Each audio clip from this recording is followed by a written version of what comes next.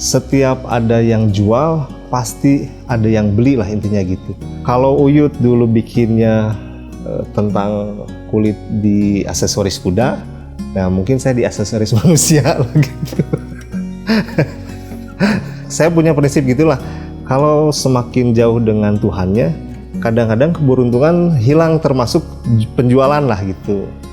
Akhirnya saya mengganti prinsip bahwa asalnya dari cari profit sebanyak-banyaknya, sekarang menjadi cari profit seberkah-berkahnya lah gitu. Saya tidak akan mungkin jadi PNS kalau rambut gini lah misalnya.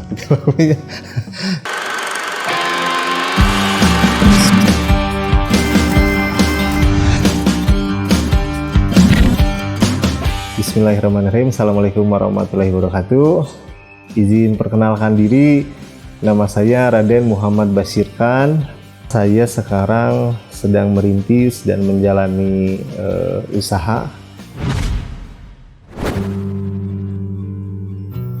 Kalau usaha sebelum ini, sebelumnya belum pernah ada usaha yang dibuat sendiri lah Pak Gumai.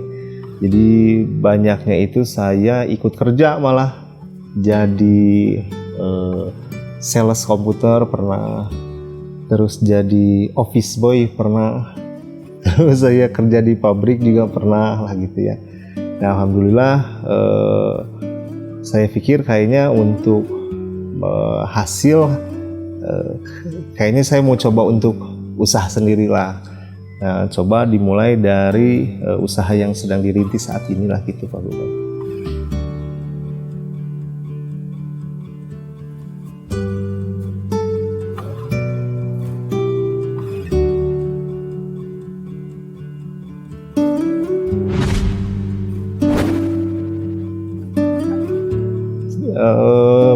Awal mula untuk usaha yang ini itu tahun 2011. Jadi 2011 itu sebenarnya tidak ada perencanaan yang serius lah sebenarnya Pak Gumai waktu dulu itu. Dari ketidaksengajaan, tapi bisa jadi ada hasil lah gitu. Awalnya dulu ada teman yang memang usaha sepatu kulit, dan ada limbah-limbah yang tidak terpakai lah gitu ya. Makanya dari saya lihat limbah kayaknya bisa dibuat sesuatu, dan akhirnya banyak teman-teman yang suka awalnya Pak Gubernur. Dari situ saya terpikir untuk coba aja dibikin usaha lah gitu, dibikin bisnis. Saya jual-jual, ternyata lumayan banyak peminatnya. Terus saya bikin produk yang lain, ada lagi yang beli lah gitulah.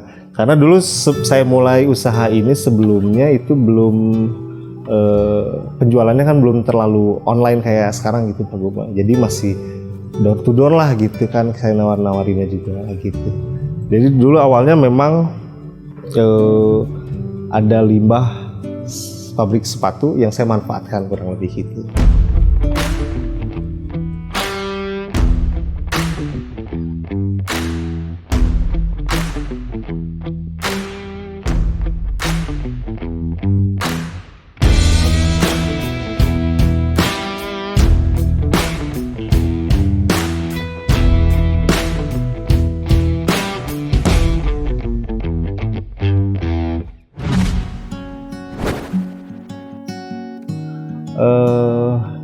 Ternyata gitu ya Pak, setelah saya jalani dan bandingkan, bekerja dengan membuat usaha sendiri menurut saya lebih membahagiakan buat usaha sendiri lah Pak Gumai gitu ya.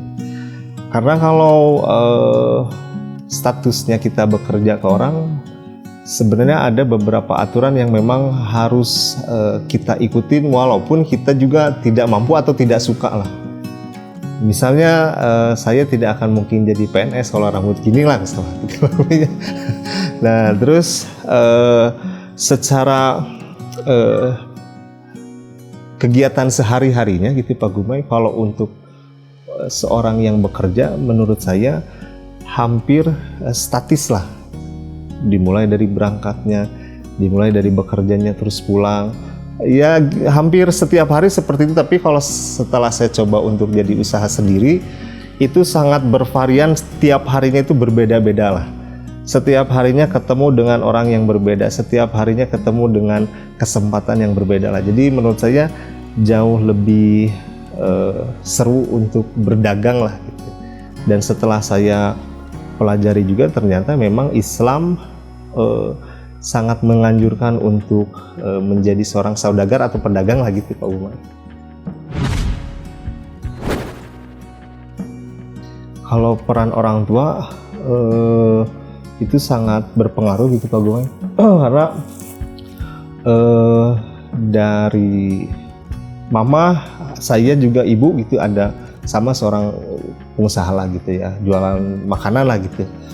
Terus kakek saya sama seorang pengusaha untuk mebel, dan lucunya uyut saya itu pengusaha juga dan usahanya yang sama di bidang yang bermaterialnya kulit lah. Jadi uyut saya kalau uyut dulu bikinnya tentang kulit di aksesoris kuda, nah mungkin saya di aksesoris manusia gitu. Tapi betul ini betul.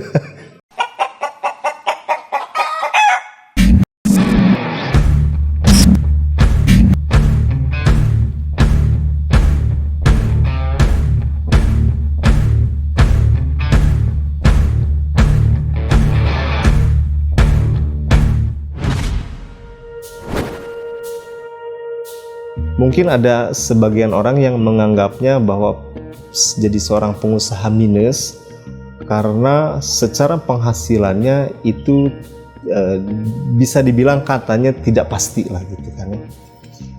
Mungkin katanya itu disebut minus, tapi setelah saya jalani ketidakpastian yang katanya ketidakpastian, menurut saya itu jadi latihan Mbak Gumai. Jadi latihan untuk melatih supaya semakin yakin kalau rezeki itu bukan dari atasan lah gitu, tapi datang dari orang yang beli, dan itu pasti Allah yang menggerakkan hati si pembeli lah, kurang lebih begitu. Terus saat ada si ketidakpastian itu, jalani setiap harinya itu, kalau semakin jauh dengan saya punya prinsip gitulah, kalau semakin jauh dengan Tuhannya, kadang-kadang keberuntungan hilang, termasuk penjualan lah gitu. Jadi sebenarnya baik dan buruknya penjualan bisa dilihat dari ibadahnya kita hari ini seperti apalah, kurang lebih gitulah. Kan kalau dulu saat saya bekerja, bulan ini saya gaji dapat dari si bos misalnya gitu. Dan setiap bulannya itu saya menganggap bahwa rezeki itu datangnya dari si bos lah gitu. Padahal kan secara harfiahnya tidak lah gitu kalau menurut saya. Kalau kendala setiap hari Pak Gumai, serunya tuh di situ. Jadi disebutkan kendala, mungkin ada yang besar, ada yang kecil gitu ya. Tapi setiap harinya pasti berkendala lah. Dan alhamdulillah akhirnya kami di sini sebagai tim lah gitu ya. Terlatih lah gitu ya untuk menghandle si kendala-kendala lagi. Hanya kalau misalnya kendalanya terjadi berulang kali, berarti ada sesuatu yang salah dari tim kitanya lah gitu. Kalau ada kendala yang baru, berarti kita melangkah lebih lanjut sebenarnya gitulah kalau kita memandang dari si kendala. Jadi kendala buat kami bukan jadi sesuatu yang negatif lah. Tapi kita bisa adanya kendala itu bisa jadi data ukur kita ada di mundur atau maju gitulah. Kalau misalnya kendalanya baru, berarti kita maju gitu. Kendala yang tidak berulang lah gitu ya adalah berbisnis, berpartner lah gitu ya dengan saudara atau sahabat lah, atau dengan rekan gitu ya. Itu tidak saya ulangi lagi, ternyata ada sebagian orang atau sebagian entrepreneur yang memang karakternya itu tidak bisa berbisnis atau berpartner dengan saudara atau teman. Nah, saya termasuk mungkin yang tidak bisa. Jadi akhirnya ada ujian atau kendala yang memang akhirnya jadi tidak akur, akhirnya harus balik lagi. Sekarang sudah tidak saya lakukan, jadi saya lebih memilih untuk merekrut orang-orang yang profesional aja gitu, yang maksudnya yang memang tidak kenal lah gitu. Kalau dulu kan temen semuanya diajakin gitu, kalau sekarang enggak.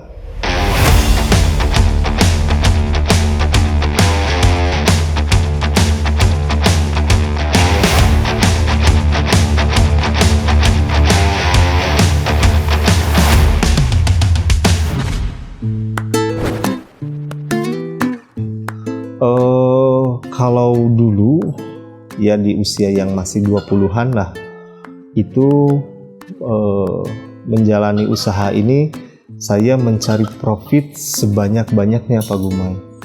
Nah, kalau sekarang ditambah sudah berkeluarga, ditambah orang tua yang sudah bertambah usianya termasuk saya, akhirnya saya mengganti prinsip bahwa asalnya dari cari profit sebanyak-banyaknya, sekarang menjadi cari profit seberkah-berkahnya lah gitu. Dulu saya sempat termasuk yang ya banyak lah gitu secara keuntungan. Tapi kalau didapatnya tidak dari yang cara benar, terus dipergunakan ke cara yang benar, ternyata uang sebanyak apapun kalau misalnya tidak ada kandungan keberkahan, memang selalu jadi istilahnya kehausan lah, selalu merasa kurang lah gitu Pak Gumai. Tapi setelah sekarang dari sumber modalnya dari cara yang baik, terus dari penjalanan yang baik, terus dilakukan juga cara perekrutannya baik gitu kan, alhamdulillah hasilnya juga walaupun tidak banyak, tapi insya Allah lah merasanya cukup gitu. Jadi akhirnya kita cari profit sebanyak-banyaknya, jadi profit seberkah-berkahnya bagaimana gitu. Kalau disebut lucu, sebenarnya banyak, setiap harinya juga banyak terjadi yang lucu-lucu lah gitu ya. Cuman mana yang harus diceritakannya, kayak misalnya di tempat kami ini selalu datang orang-orang yang lucu. Kayak tadi itu lucu. Jadi nah bedanya saat kita jadi si pengusaha, memang setiap harinya itu sangat berbeda lah gitu, setiap harinya itu beda. Kalau misalnya kita kerja di kantoran dengan statusnya bekerja lah gitu. Pengalaman yang pilu ya pasti terjadi karena belum pengalaman, terjadi ada salah lah gitu, salah melangkah. Dulu ya termasuk saya yang mengajak sahabat-sahabat dan teman-teman saya untuk bergabung, padahal saya mungkin termasuk yang bukan owner yang bisa bekerja sama dengan teman, yang akhirnya bersahabat mungkin dengan gara-gara ada nilai, dengan ada nominal, kita akhirnya jadi agak renggang. Sebenarnya itu cukup menyedihkan lah untuk saya lah gitu Pak Gumai ya, karena yang akhirnya jadi ada jarak di antara teman-teman kami lah gitu.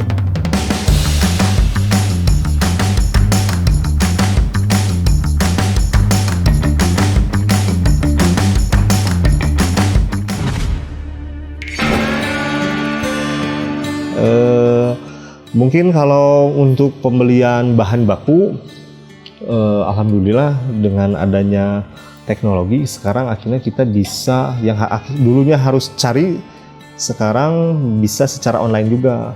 Jadi yang pertama, pembelian baku itu sudah dimudahkan dengan online, dan di sini proses desainnya kami juga ada tim desain produk, tim develop produk, dan keduanya kita juga ada tim produksinya juga di sini untuk sampai jadi satu produk lalu diiklankan oleh tim promo kami. Dari situ mulai penjualan secara online lah gitu. Baru teman-teman untuk advertisingnya, ads-nya gitu ya, ada yang pakai Facebook Ads, Meta Ads gitu ya. Ya pokoknya iklan-iklan di internet saya juga kurang hafal lah, kecuali tim saya bisa menjelaskan gitu. Dan akhirnya ada penjualan. Sekarang yang paling besar itu mungkin marketplace yang warna orange. Itulah.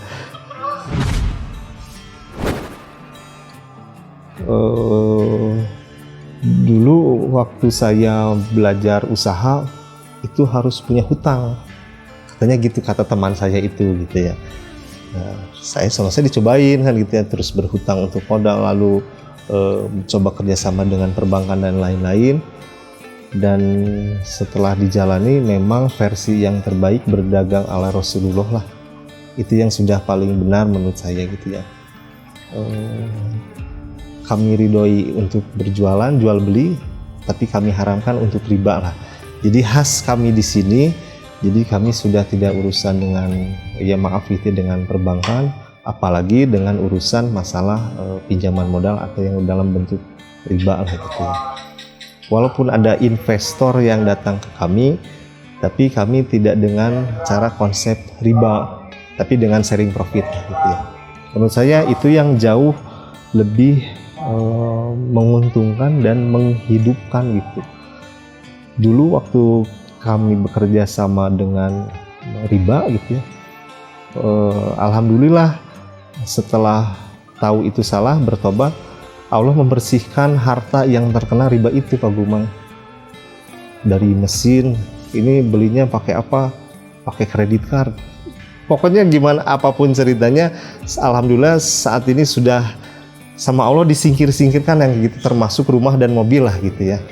Dan alhamdulillahnya setelah memang sebelum barang yang dibeli dengan cara riba itu masih ada di tangan kita, emang gejolak di hati itu susah memang. Tapi setelah dijual dan sudah tidak jadi milik kami, milik kita lah gitu ya, itu memang istilahnya apa ya, ngeplong lah gitu.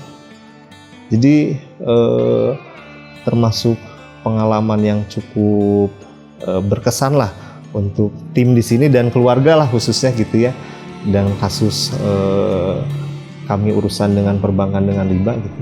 Makanya kami di sini selalu, walaupun saya jadi pembicara di Bank Mandiri dan apa, saya tetap ngasih tahu bahwa riba janganlah gitu ya. Nggak tahu, tapi saya dipanggil terus ya Gumai, kerjasama dengan Bank Mandiri Syariah, panggil lagi saya. Walaupun saya pasti menyampaikan jangan urusan sama perbankan, kata saya. Jadi kadang-kadang IO-nya tuh manggil saya lagi.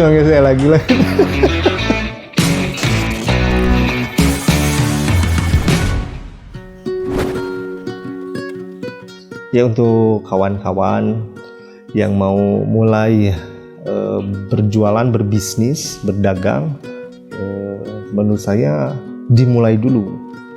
Kadang-kadang ada karakter orang yang kurang berani, yang akhirnya terus difikirkan, ini bisnis apa ya, ini bisnis apa, oh ketemu nih segmen bisnisnya ini, perjalanannya gimana ya gitu ya. Jadi perjalanan seorang bisnis itu adalah dilakukan dulu sambil difikirkan lah. Karena kalau misalnya habis untuk berpikir bisnisnya apa, memang nggak akan jalan-jalan. Kadang suka ada yang berpikir, kalau jualan ini laku nggak ya? Setiap ada yang jual, pasti ada yang beli lah intinya gitu. Jadi mau bisnis apapun, kalau dijalankannya benar, dijalankannya dan baik, pasti bakal jadi ada hasil dan besar lah gitu menurut saya. Mau teman saya, sahabat saya jualan kerupuk, memang dulu kadang suka jadi kasarnya dia jadi dibully lah, karena orang tuanya dianya jualan kerupuk lah gitu ya. Tapi setelah dijalani dia lebih kaya dari kita lah. Saat reuni gitu ya, dia udah naik motor besar gitu kan, dari jualan kerupuk gitu ya. Padahal dulu waktu SMA-nya dia tuh jualan apa sih, kerupuk gitu ya. Tapi setelah dijalani bertahun-tahun gitu ya, memang setiap prosesnya itu kan panjang lah memang untuk seorang pengusaha. Dan rata-rata banyak orang yang mentalnya tidak sekuat itu, karena jalani bisnis yang paling cukup bisa dinikmati itu memang rata-rata banyak yang bilang itu 20 tahun untuk satu perusahaan lah. Jadi kalau misalnya setahun ada yang bilang ini nggak laku, 2 tahun bilang ini kenapa belum ramai terus, ya jalani aja terus. Setahun 2 tahun itu masih sangat pendek waktunya gitu. Sedangkan kalau saya sudah ngobrol dengan pengusaha yang sudah senior memang katanya banyak yang bilang itu matangnya itu di usia satu perusahaan itu di 20 tahun. Nah, alhamdulillah kita sekarang sudah mau jalan ke 13. Kan jadi saya juga ikut di himpunan pengusaha muda lah ceritanya gitu ya. Tapi yang sebagai apa ya istilahnya penasehat lah gitu ya. Itu memang yang sudah senior-senior kayak yang punya Amanda, terus yang punya Keju Ricis gitu kan ya. Memang sudah berusia lah. Saya sering banyak sharing sama beliau dan banyak yang bilang memang usahanya itu memang 20 tahunan lah itu baru bisa dianggap entrepreneur sejati dan si usahanya juga sudah settle lah gitu. Kalau misalnya usia 20 tahun belum settle berarti ada ilmu yang salah untuk dijalani si bisnis tersebut.